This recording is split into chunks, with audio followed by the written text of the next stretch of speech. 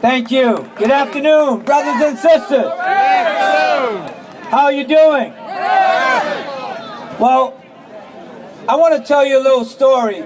I don't want to yell because when I was up in Albany this past weekend, I was yelling in 20 degrees, snowing, winds blowing 25 miles an hour in front of the governor's mansion, fighting against his proposed education cuts.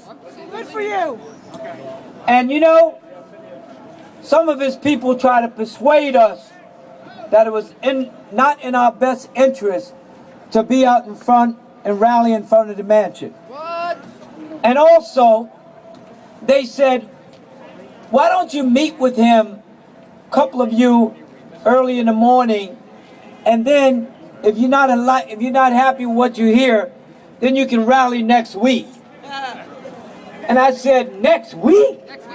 Ain't nobody gonna be up in Albany next week. The time is now.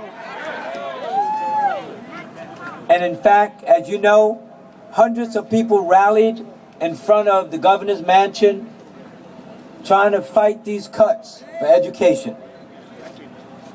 And I've said today, even at the New York State Employees Brotherhood Symposium this morning, I spoke and the theme was brotherhood, united in diversity.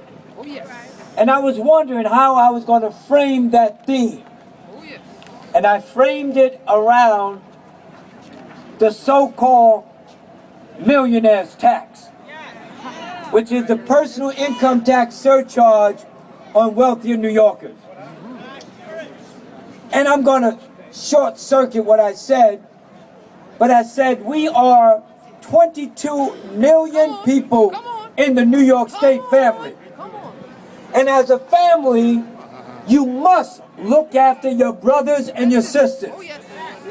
So if your brother and your sister needs a hand, needs a couple of $100 to pay rent, or $75 or $100 to feed their family, if you have it as a brother or sister, you give it to them. And that's what the personal income tax surcharge is about. Now, I ask you, do you know how much that will bring in for one full year of implementation? A lot. A lot. $5 billion. $5 billion. And you're right, that may almost solve the problem. Now, I agree that all of us must tighten our belts. But I do think that wealthier New Yorkers should help out the more needy members of our family. Do you agree? Yes. Do you agree? Yes. Well, and also I said, think about this for 1 second. Charles, you listening? And let me tell you, Charles Barron, let me tell you, and then I'm going to get to, and I'm going to finalize. But let me get to this. I put on Facebook on Sunday morning, if you can't stand the heat, get out the kitchen, because it's going to get hotter and hotter and hotter. And I also said, you may agree or disagree with Charles Barron, but Charles Barron felt he had to do what he had to do to make his point. And finally, let me say to you, I say to you that I said to the people today, do you know who your member of your city council is who represents you? Think about that. Do you know who your state assembly member is? Think about that. Do you know who your state senator is? Think about that. If you don't know, I want you to go to this website, because it's going to be imperative that each and every one of us reach out to every elected official to let them know how important this struggle is. So I want you to go to lwvnyc.org.